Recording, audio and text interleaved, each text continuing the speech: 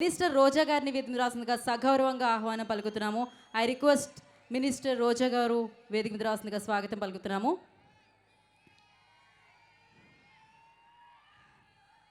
So ఎంతో మందికి ఆదర్శం అని చెప్పాలి. బికాజ్ ఆవిడ జర్నీ అతి అద్భుతంగా ఉంటుంది. సో మరొకసారి రోజా గారికి సగౌరవంగా వేదిక మీదకి ఆహ్వానం పలికేస్తున్నాము.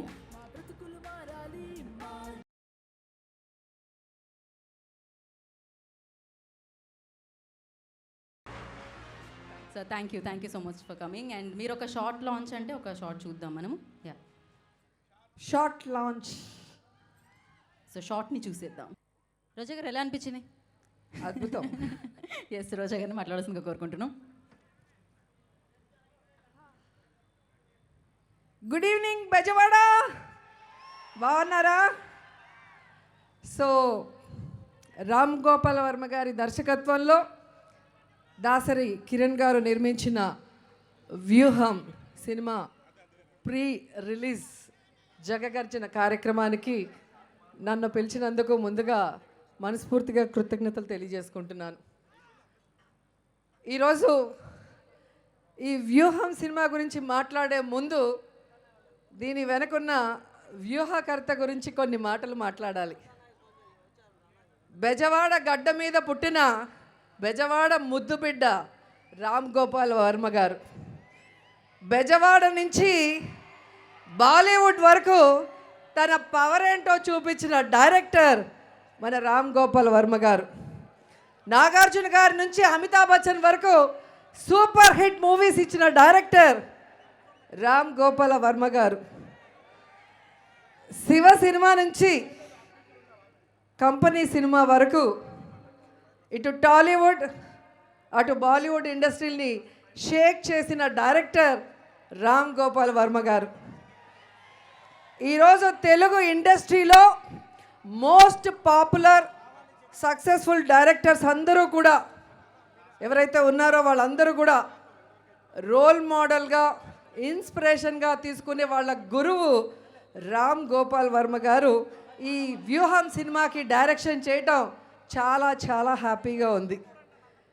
ఎందుకంటే ఎవరైనా సినిమా తీసి రిలీజ్ చేస్తేనే హిట్ అవుతుంది, కానీ రామ్ గోపాల్ వర్మ గారు సినిమా అనౌన్స్ చేస్తేనే హిట్ అవుతుంది. రామ్ గోపాల్ వర్మ గారు అంటే ఓ సెన్సేషన్ అనేది అందరికీ తెలిసిన విషయం.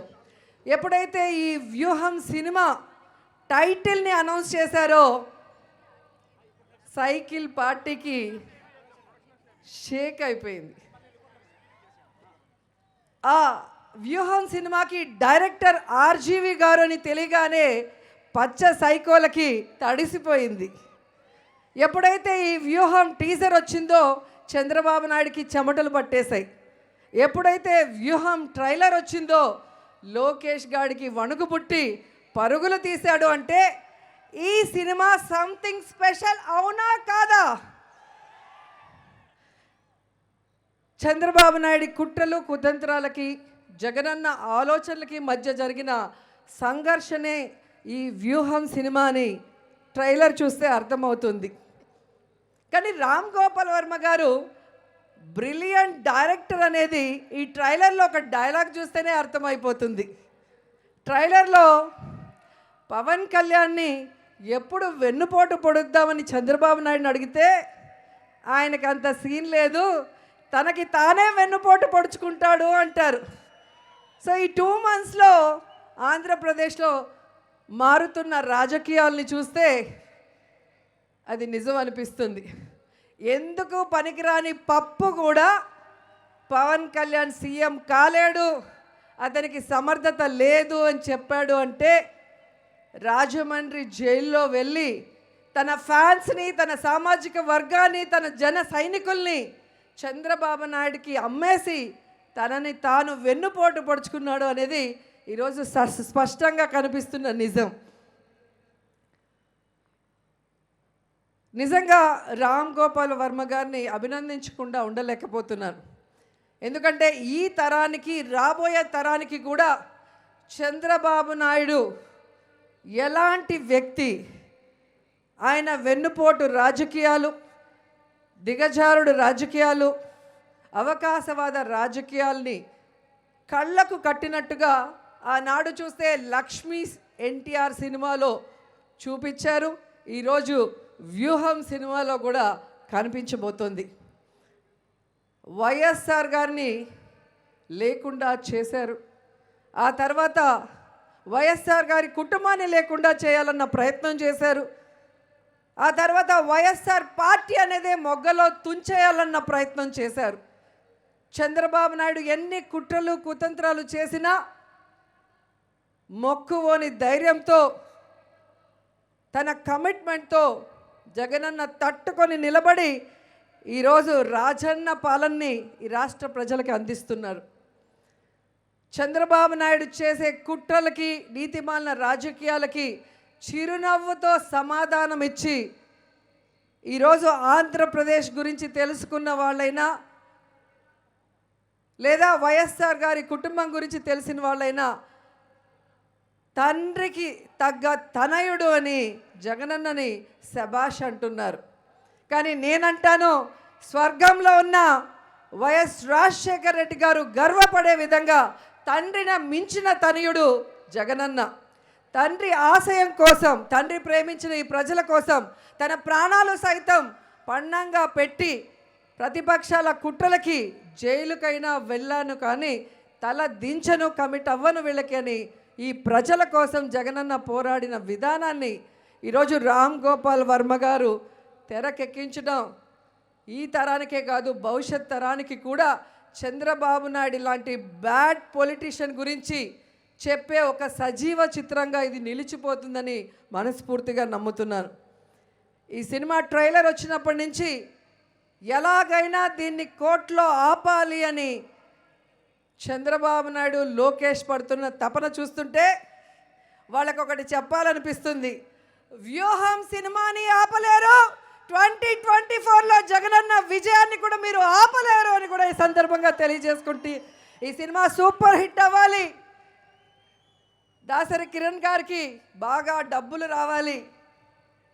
రామ్ గోపాల్ వర్మ గారు ఇలాంటి మరిన్ని సెన్సేషనల్ స్టోరీస్తో మన అందరికీ అద్భుతమైన సినిమాలు అందించాలని కోరుకుంటూ సెలవు తీసుకుంటున్నాను. జై జగన్, జై జై జగన్. థ్యాంక్ యూ రోజా గారు, థ్యాంక్ యూ సో మచ్. మిమ్మల్ని వస్తున్న మన డైరెక్టర్ ఆర్జీవి గారిని మాట్లాడాల్సిందిగా కోరుకుంటున్నాం.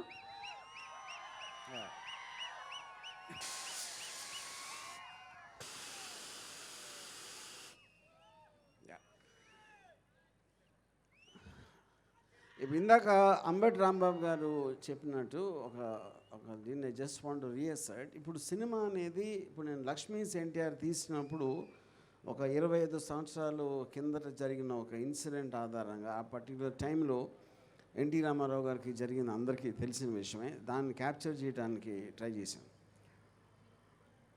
కానీ ఇది హిస్టరీ కాదు, ఇది ఎప్పుడో 20-30 సంవత్సరాల క్రితం జరిగిన కథ. ఇప్పుడు జరుగుతున్న, మొన్న జరిగిన, నిన్న జరిగిన, ఇప్పుడు జరుగుతున్న కథని, ఇలాంటి ఆస్పెక్ట్ అనేది ఇంతవరకు వరల్డ్ హిస్టరీలో ఎప్పుడు రాలేదు నాకు తెలిసి. సో దాంట్లోంచి వచ్చిన ఒక ఒక కొత్తదనం అనేది నా మొత్తం కెరీర్లో అది ఆ కైండ్ ఆఫ్ ఏ అప్లికేషన్ నేను చేయలేదు. ఇప్పుడు ఈ సినిమా గురించి చెప్పటానికి ఏం లేదు. ఎందుకు లేదంటే పబ్లిక్ డొమైన్లో ఉన్న కొన్ని ఉంటాయి, అందరికీ తెలిసినవి కొన్ని ఉంటాయి. వేరే వేరే విశ్లేషకులు వాళ్ళు ఏం మాట్లాడతారు, వాళ్ళు ఏం అనలైజ్ చేస్తారు అనేది రకరకాల ఒక దృక్పథాలు ఉంటాయి. సో స్టోరీ కన్నా ఎక్కువ నా ఫీలింగ్ క్యారెక్టర్స్. ఇప్పుడు మనుషులు ఉంటారు, మనుషులు డెసిషన్స్ తీసుకుంటారు, ఏమి వ్యూహం పని తీసుకుంటారు, లేకపోతే ఎలాంటి పరిస్థితుల్లో తీసుకుంటారు, బయటికి ఎలా కనిపిస్తారు, లోపల ఏం ఆలోచిస్తారు, ఏం వ్యూహాలు పన్నుతారు అనే ఒక సైకలాజికల్ ఆస్పెక్ట్లో నేను పొలిటికల్ మనిషి కాదు, నాకు తెలియదు పాలిటిక్స్, కానీ పొలిటికల్ సైకాలజీ అనేది నాకు తెలుసు అని నా feeling as a writer and director. So ఇప్పుడు క్యారెక్టర్స్ గురించి చెప్పాలి అంటే, ఇప్పుడు నేను ఇందాక చెప్పినట్టు రామారావు కూడా చెప్పారు, చంద్రబాబు నాయుడు అనే పేరు కానీ పవన్ కళ్యాణ్, లోకేష్ అందరి పేర్లు అవి ఉండటానికి కారణం ఇప్పుడు డెమోక్రసీలో ఒక ఒపీనియన్ చెప్తాం ఎవరైనా సరే. ఇప్పుడు ఒక చిన్న ఇదేంటంటే వాళ్ళ లోకేష్ ట్రై చేస్తుంది వ్యూహం ఆపటానికి. తను వన్ ఆఫ్ ద థింగ్స్ ఏం పెట్టాడంటే పిటిషన్లో ఇలా మమ్మల్ని కించపరుస్తున్నారు సినిమాలో. తను పొద్దున్న లెగిస్తే చేసేది ఉట్టి కించపరచడం. జగన్ని సైకో జగన్ అంటాడు, లేకపోతే మా హంతకుడు అంటాడు, ఇది అంటాడు, అదంటాడు. అది కించపరచడం కదా అసలు. ఏంటో మీనింగ్ ఉందా దానికి? చంద్రబాబు నాయుడు గారు కానీ, పవన్ కళ్యాణ్ కానీ, లోకేష్ కానీ, జగన్ గారు గవర్నమెంట్లో ప్రజలకు ఆ పని చేస్తున్న టైంలో వీళ్ళందరూ కేవలం అవతల వాళ్ళని తిట్టడం ఒక్కటే పని పెట్టుకున్నారు, అందరికీ తెలుసు.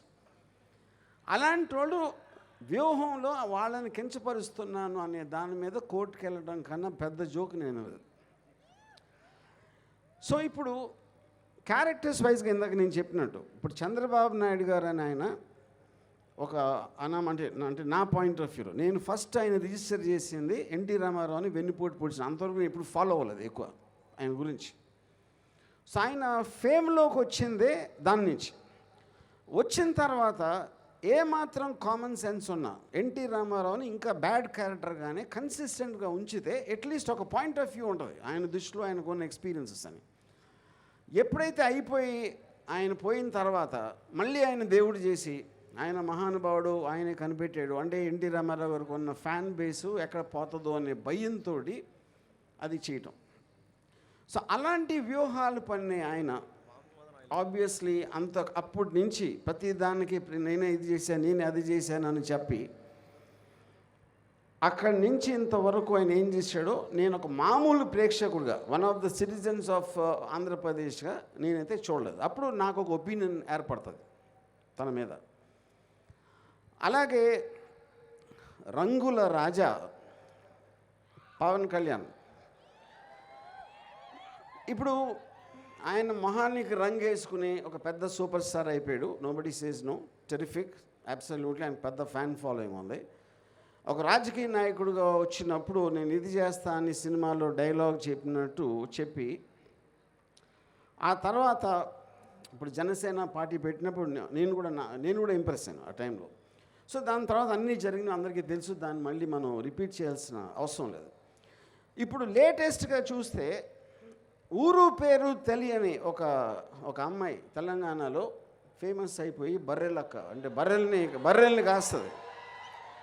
బర్రెల్ని కాసే ఒక అమ్మాయి అంత పాపులర్ అయిపోతే ఈయన సూపర్ స్టార్ అయ్యి ఉండి బర్రె లెక్క అయిపోయాడు. బర్రె లెక్కకి తేడా ఏంటంటే బర్రెలక్క, ఆ బర్రెలకి అక్క ఒక కాపరిగా కాస్తుంది. ఇక్కడ ఈయన బర్రెలాగా చంద్రబాబు నాయుడు, లోకేష్ వాళ్ళు ఏమి చెప్తే అంటే ఇప్పుడు బర్రెలు గొర్రెలు ఇటెలు అటెలు ఏయ్ దదా అని చెప్తా ఉంటే ఆ గొర్రెలు బర్రెలు ఏమి చేస్తాయో ఇప్పుడు సూపర్ స్టార్ పవన్ కళ్యాణ్ అది చేస్తున్నాడు. ఇది నేను జనసేన మనిషిని కాదు, కానీ జనసేన కన్నా ఎక్కువ పవన్ కళ్యాణ్ నాకు ఇష్టం. కానీ ఇప్పుడు అది మొత్తం పోయింది నాకు because of his thing. So ఇప్పుడు అలాగా ఇప్పుడు లోకేష్ అని అతను ఎవరు చంద్రబాబు నాయుడు కొడుకు కాకపోతే అతని ఒక కార్యకర్త దగ్గర బాయ్గా చేయటానికి కూడా తనకి పొజిషన్ లేదని నా ఫీలింగ్. ఏది మామూలు కార్యకర్త దగ్గర నేను చెప్పేది. ఇప్పుడు ఆయన ఏమీ చేయకుండా ఎక్కడ ఒక గెలవకుండా అసలు ఈయన ఏదో ఒక పెద్ద మహానుభావుడు అనేసి ఆయనే అనుకుని ఆ ఫాదర్ ఏమో పుత్ర ప్రేమతో ఆయన లేపి చేయటానికి ఇవన్నీ అందరూ గమనిస్తారు. నేను ఒక్కనే కాదు కదా, టోటల్ ఆంధ్రప్రదేశ్లో ప్రజలందరికీ ఆ వ్యూ పాయింట్ ఉంటుంది.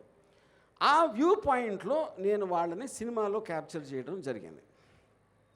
అప్పుడు అది చూసినప్పుడు ప్రజలందరికీ ఆల్రెడీ ఒక ఒపీనియన్ ఫామ్ అయి ఉంటుంది. ఆ ఒపీనియన్లో చూస్తే నువ్వు చేసింది కరెక్టా లేకపోతే కాదా అని థియేటర్లో ఉన్న వాళ్ళకి తెలుస్తుంది.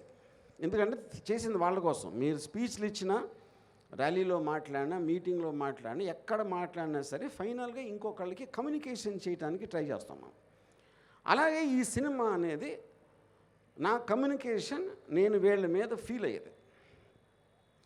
ఆబ్వియస్లీ కొంతమంది వైసీపీ కవర్ట్ నేను చెప్తున్నాను కదా ఓపెన్గా, నేను జగన్కి ఫేవర్గానే ఉంటుంది ఈ సినిమా. జగన్ అంటే నాకు నాకు చాలా మంచి అభిప్రాయం అని చెప్పింది. దాని తర్వాత ఇంకా కోవట్ ఏంటి? ఎందుకంటే వాళ్ళు ఉట్టి కోవట్లనే ఉపయోగిస్తారు. స్ట్రైట్గా కొండ బద్దలు కొట్టినట్టు చెప్పేస్తే వాళ్ళు కన్ఫ్యూజన్ వచ్చేస్తుంది, ఇదేంటి ఇది ఏం చేస్తున్నాడు అని. యూనో, సో ఆ కాంటెక్స్ట్లో నేను చెప్పేది. సో ఇప్పుడు ఈ సినిమా నా ఉద్దేశం ఏంటి అంటే, నాకు అర్థమైన వాళ్ళ క్యారెక్టర్ని, వాళ్ళు మాట్లాడితే బట్టలు ఇప్పదీసి కొడతాం, లేకపోతే గొంతు పిసికేస్తాం, దవడ పగల కొడతాం. ఆయనేమో ఒక ఎర్ర బుక్ అంటాడు, అది ఎర్ర బుక్క ఎర్రి బుక్క అనేది మనకి తర్వాత తెలుస్తుంది. యూనో, అంటే ఒక డిక్టేటరా మీరు? డెమోక్రటిక్ కంట్రీలో పేర్లు రాసేసుకుని వీళ్ళందరి సంగతి చేస్తా అంటే, నాకు తెలిసి కిమ్ యాన్ యంగ్ కూడా చేసి ఉన్నాడు అలాంటిది నార్త్ కొరియాలో. యూనో, సో ఈ కైండ్ ఆఫ్ రెటారిక్ డైలాగ్స్తో వచ్చే వాళ్ళ మెంటాలిటీ ఎలా ఉంటుందని నేను రీసెర్చ్ చేసిన అవసరం లేదు. మీరు ఎవరైనా సరే యూట్యూబ్ వీడియోలు చూస్తే తెలిసిపోతుంది దాని గురించి. సో వాళ్ళేమో చెయ్యలేని పని, బట్టలు ఎవడదీసి కొడతా, పరిగెట్టిస్తా అని ఏదైతే చెయ్యలేని చెప్తున్నారో, నేను వాళ్ళ నిజం బట్టలు కాదు, వాళ్ళని నేకెడ్గా చూసే ఇష్టం ఎవరికి ఉంటుంది కానీ అది వేరే విషయం. వాళ్ళ యాక్చువల్ ఆలోచనని, వాళ్ళ సంకుచిత్వానికి ఆ బట్టలు మాత్రం ఈ సినిమాలో కంప్లీట్గా ఇప్పైపోతున్నా. So this is my final sage of film and I want to thank everybody, వేదికంచిన పెద్దలందరికీ. అండ్ వ్యూహన్ సినిమా అనేది నేను ఇందాక చెప్పినట్టు it's a very unique kind of a film. అందుకని నా ఫీలింగు, వాళ్ళు కూడా ఆ టెన్షన్ ఫీల్ అవడానికి అదే రీజను.